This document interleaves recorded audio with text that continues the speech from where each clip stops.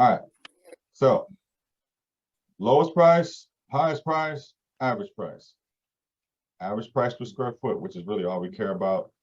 So we know if a person is moving up to purchase in Lawrenceville, in Gwinnett County, which is the number in Gwinnett County, everybody's buying Lawrenceville, 36% of the market. We want to get these people that they're buying at 469.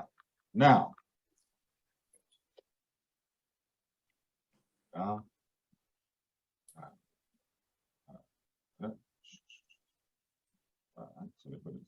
all right, I've been in here in a while. I want to get y'all to see that. All right, here we go. All right. So these are the numbers what you need to know. Now, average price 469, and where's we already knew the average days on market was. I think it's at 4. 4, yeah, here it is. This is in Lawrenceville. So 4 days. Where's the bottom?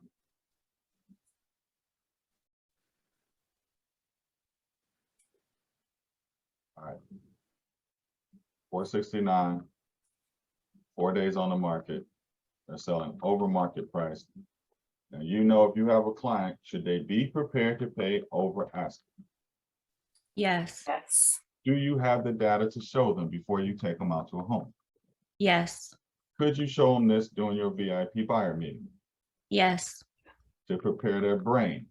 So now, now you know you have a buyer that wants to buy 475,000 and only has 100% of the money. Is this a viable buyer? No. So where do they go in your pecking order? Top or the bottom? Bottom. Call me back, Miss Smith, when you get whatever 6% of 469 is. Let's just go 475 times 0.06. When you get another $28,500, holla, I'm going to the next client. Y'all want to take these people out and deal all night with them. Yeah.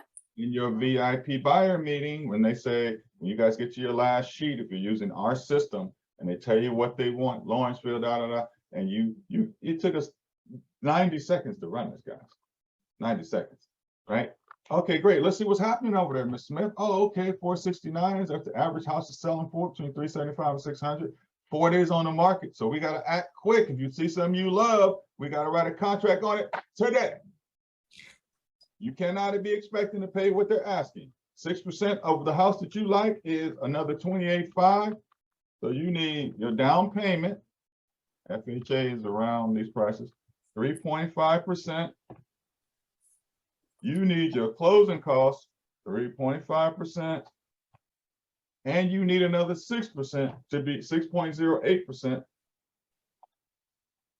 to be able to get for the overage. And it's probably going to be short another 1% because I got to get paid because they only going to offer 3%. You need 14.08% to buy your house times 475,000. You need $66,880. Now let me ask you a question. My goal is to get you a house for the least amount of money. But if you need it in the next 60 to 90 days from your mother, father, sister, uncle, Pookie, drug dealers, whoever else, how much do you have? Oh, I got 40,000. Well, to buy this house, you're gonna need about $66,880. Where are you gonna get the other 27,000 from? Do you have a family member that's willing to do it alone? Nope, just me. What about your 401k? Nope, I don't have 401k. Okay. So now you have $40,000. Y'all follow me? I gotta show you. Yes. I start doing math, real estate agents start tweaking. Right.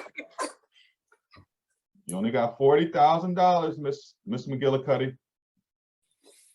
Got that from my cousin. He lives in the Midwest. $40,000, and we just broke it down. Let me start over. They need 3.5% down for FHA under 471,000.